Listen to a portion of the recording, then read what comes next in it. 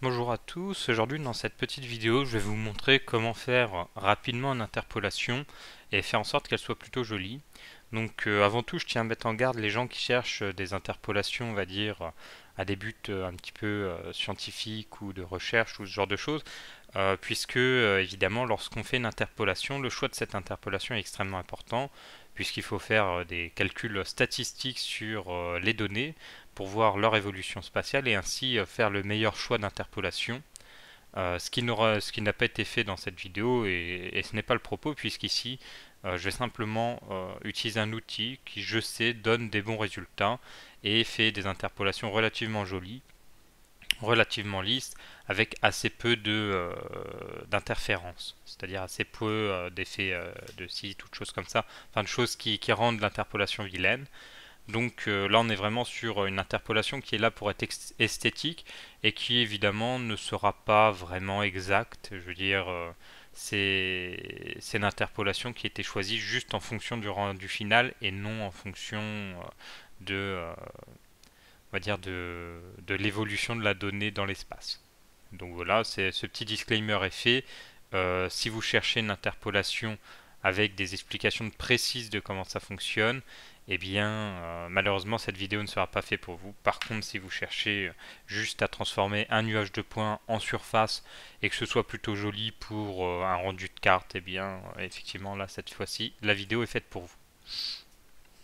Donc comment est-ce que je fais? Eh bien la première chose c'est que je vais récupérer un nuage de points que j'ai fait dans une précédente vidéo qui est les précipitations en Afrique. Ça doit être pour l'année 2020 ou 2019, les précipitations moyennes. Et j'avais fait une petite agrégation, ce qui me permet d'avoir un nuage de points un petit peu euh, aéré. Évidemment, là, vous voyez tout de suite qu'il va y avoir un problème lors de l'interpolation au niveau de cette zone-là que je suis en train d'entourer. Puisque, évidemment, vu qu'il n'y a aucune donnée dans ces zones-là, elles vont être interpolées de bord à bord. Et vous, vous doutez bien que le climat qu'il y a sur les côtes, donc je peux mettre d'ailleurs les côtes, voilà, le climat qu'il y a sur les côtes africaines n'est évidemment pas la même que celle qu'il y a dans les terres. Donc il y aura quand même un biais à cette interpolation. On pourrait le supprimer ce biais en mettant des points, hein, tout simplement, en considérant que dans le Sahara, eh bien, je ne sais pas, les précipitations doivent être inférieures à 50 mm par an. C'est un chiffre que je donne tout à fait au hasard, hein, parce que je me dis climat désertique, moins de 50 mm par an. Voilà, hein, je veux dire, c'est extrêmement aléatoire ce que je dis. Évidemment, au Congo, les précipitations doivent être largement supérieures. Euh, donc voilà, en mettant quelques points, on peut les récupérer. D'ailleurs, ici nous avons des données, si on regarde dans les propriétés, symbologie, hop, hop. Euh, c'est pas du tout le bon outil que j'utilise, ça va aller mieux. Voilà. Par exemple, on pourrait donner ici un point, puisqu'on a une valeur. Eh bien, on va le faire. On va le faire parce que ça va permettre d'avoir quelque chose. Ah, je sais pas, ça risque de plus fauter les données qu'autre chose. Puisque si on regarde ici, on a 135 alors que la moyenne du pays. 135 pour le pays, pour le Soudan et pour le point. 135 également. Ah d'accord. Eh bien, 1700, 1500, 1200. 100. Ouais, vous voyez ici, on a 2000 au niveau de la côte, 1500 au niveau de l'intérieur des terres, la moyenne du pays à 1500. Ah, je ne sais pas, je ne sais pas. Ça pourrait être intéressant de mettre quelques points. Là, en Libye, on n'a pas de points, on pourrait en mettre un, pareil ici. Bon. Ça se prête à débat. Bon, pour la vidéo, je ne vais pas en rajouter. Euh, Peut-être que je conseillerais du coup à l'étudiant qui m'a transmis ce travail de faire apparaître un point par exemple ici au Niger avec une valeur de 250, un point en Libye avec une valeur de 137.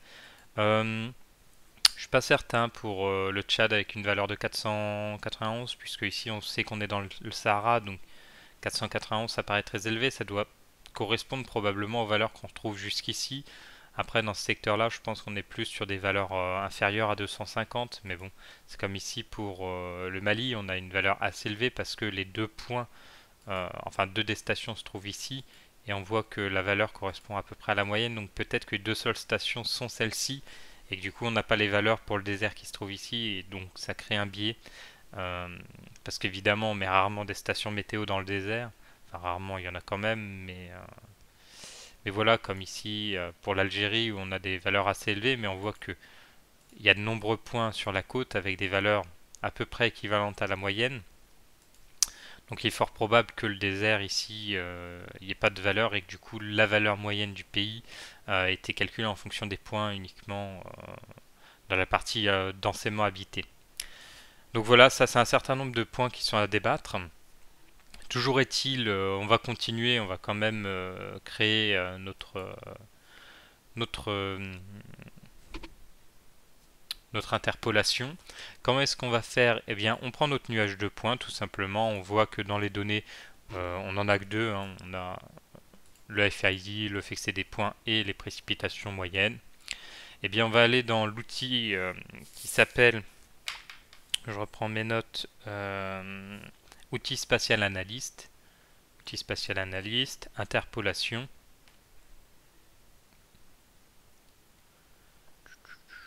Voilà. Parmi ceux-là se trouve un certain nombre d'interpolations. Initialement, je conseillais l'IDW, le crigeage, le spleen qui sont assez sympas. Je trouve que souvent, quand on veut faire des choses avec des variables statistiques, c'est pas mal. Mais pour le coup, ça donne pas des résultats très lissés. Donc, eh bien, je conseillerais ici d'utiliser l'outil TopoVerRaster, qui finalement est un outil qu'on utilise initialement beaucoup pour les points d'un modèle numérique de terrain. C'est-à-dire qu'on va sur le terrain, on fait des relevés d'altitude, et bien pour faire l'altitude entre deux points, c'est un petit peu, ça utilise un petit peu le kernel et les choses comme ça, pour ceux à qui ça parle. Mais et puis les plus proches voisins et tout. Mais c'est fait un peu différemment et ça donne des résultats assez sympas. Donc on va utiliser ça. Donc on double-clique dessus. Les interpolations font toujours l'interpolation dans les bornes nord, sud, est, ouest. Donc finalement là on va avoir une interpolation carrée sur tout ce secteur là. Donc évidemment il faudra découper ensuite pour n'avoir uniquement que les contours de l'Afrique. Donc voilà, je l'ai ouvert plusieurs fois. Et si on va ajouter les points, les stations finales qu'on avait sélectionnées. Ensuite, les points ici, on va mettre effectivement le champ, c'est le bon. Le type, c'est pas des contours, hein, on est ici sur des points d'élévation. Comme je vous le disais initialement, c'est plutôt utilisé pour les MNT. Mais je trouve que le comportement de la topographie et de l'hydrographie sont quand même intimement liés. Enfin, déjà, ils sont liés et c'est aussi que bah, spatialement, bah, c'est pas ici pleut, ici pleut plus. En général, c'est assez lissé, un petit peu comme la topographie. D'ailleurs, dans cet outil, on peut ajouter des contours, vous voyez, pas mal de choses qui permet justement de prendre en compte parfois quand il y a des accidents du relief, ce genre de choses. C'est vraiment un très bon outil pour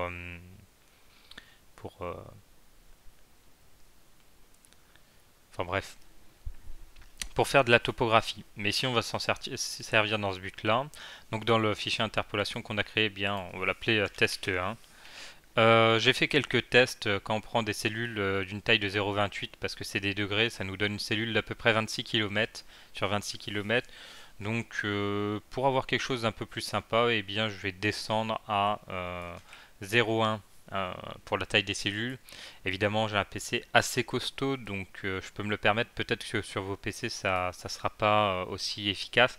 Donc dans ce cas-là, eh bien, n'hésitez pas à mettre une valeur supérieure. D'ailleurs, parce que je suis en degré, je mets 0,01. Si j'étais en mètres, évidemment, je mettrais quelque chose comme 1 km. Hein, c'est parce que j'estime que on est à peu près à 0,01 degré, on est à peu près à 1 km. On va être un petit peu moins. D'ailleurs, je vais mettre 2, comme ça j'aurai des cellules d'à peu près 1,5 km. Hein, on verra à la fin si je me trompe ou pas. Pour l'étendue de sortie, eh bien, on pourrait mettre quelque chose. À mon avis, de toute façon, même si on met ça, ça va quand même faire un carré, donc on va rien mettre. Et on va tout laisser en standard. Évidemment, il y a énormément de petits paramètres qu'on peut régler pour avoir des choses très sympathiques à la fin. Ici, on va pas s'embêter de tous ces paramètres. Donc on lance l'interpolation. Comme vous voyez, ça va quand même relativement rapidement. Si jamais ça met plus de temps que ça, je vous conseillerais vraiment d'abaisser la taille des, enfin d'augmenter la taille des cellules, ce qui fera que les calculs seront plus rapides.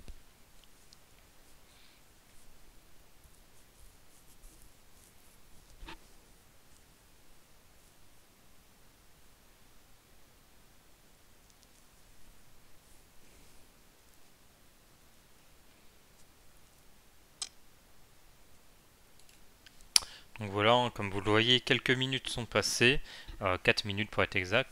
Alors, ça doit être marqué ici. 3 minutes 53, ben voilà. On obtient cette figure, donc comme on le voit, c'est quand même plutôt pas mal, hein. Je veux dire, ça correspond pas mal à ce qu'on veut obtenir. Évidemment, l'emprise de cette couche ne correspond pas tout à fait, enfin elle correspond, comme je vous l'ai dit, aux marges est-ouest, nord-sud à cette figure-là. Malheureusement, bon, on n'a pas le bas de l'Afrique, hein. Il aurait fallu mettre un petit point d'une valeur X tout au sud pour l'avoir. Enfin bref, c'est pas grand chose, c'est pas très grave. Qu'est-ce qu'on va faire? Eh bien, on va maintenant découper cette couche. Eh bien, comment est-ce qu'on la découpe? C'est assez simple, il suffit d'utiliser l'outil de découpage de raster qui se trouve dans outils de gestion de données. Outil de gestion de données qui se trouve dans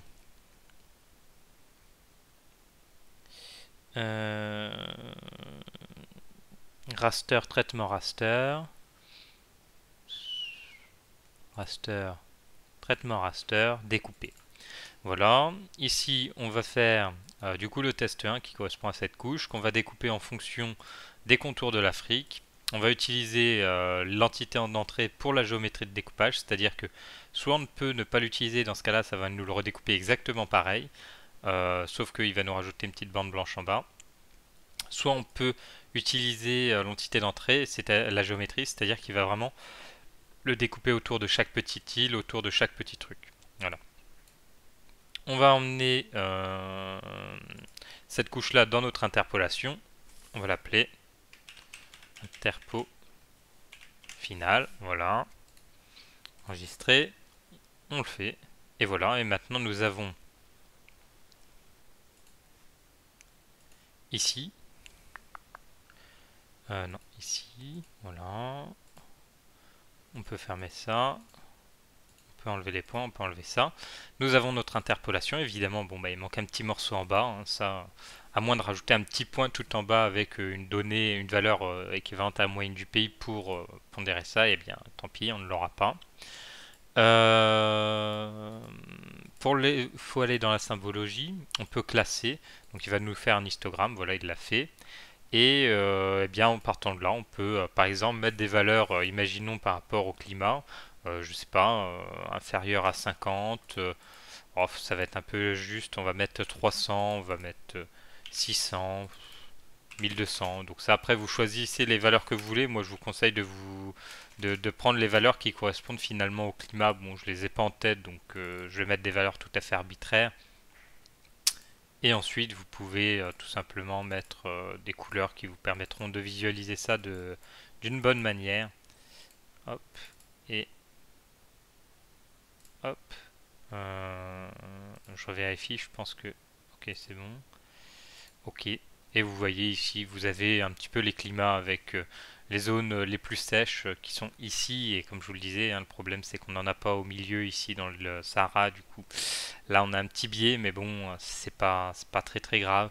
Et puis ici on a bien la zone la plus humide, hein, qui est effectivement, si on prend une carte du climat, on va mettre plutôt température moyenne Afrique. Voilà, on va mettre une image. Euh, du coup, c'est pas la température, hein, je suis un peu bête. Précipitation.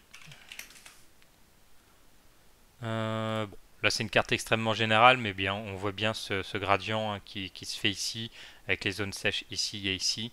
Et bien, peut-être que ça correspond davantage puisque c'est un peu plus zoomé. Et bien quand on regarde notre carte, effectivement, on trouve quand même des fortes corrélations, hein. Comme je vous disais, le petit problème vient essentiellement ici. Euh, mais sinon, on est quand même sur quelque chose d'assez proche. Voilà, ben, je vous remercie d'avoir regardé cette petite vidéo. Évidemment, comme je vous le disais, c'est une interpolation qui est assez... qui n'est pas une interpolation très scientifique, hein. Là, on est vraiment sur faire de la carto pour représenter une donnée en surface, mais bon, scientifiquement parlant, c'est pas exact ce qu'on fait ici. Voilà, mais ça vous permet effectivement d'avoir une carte quand même assez sympa et qui est quand même très proche de la réalité, donc c'est intéressant. Donc là, on voit qu'ici, on a une zone au niveau de la Somalie, peut-être bien. Euh, est-ce que je me trompe? C'est possible. Euh, Non, je ne me trompe pas, très bien. Puisque ici, nous n'avons pas de points sur la Somalie non plus, donc voilà, on peut comparer. C'est vrai qu'en ajoutant effectivement les points, comme je disais au début, on pourrait peut-être avoir effectivement ici en Somalie une zone plus en bleu comme celle-ci et avoir au cœur du Sahara aussi une autre zone en bleu qui est continue, et on obtiendrait quelque chose de plus représentatif de la réalité. Mais bon, en tout cas avec ces données, on obtient quand même un bon résultat. Voilà, allez.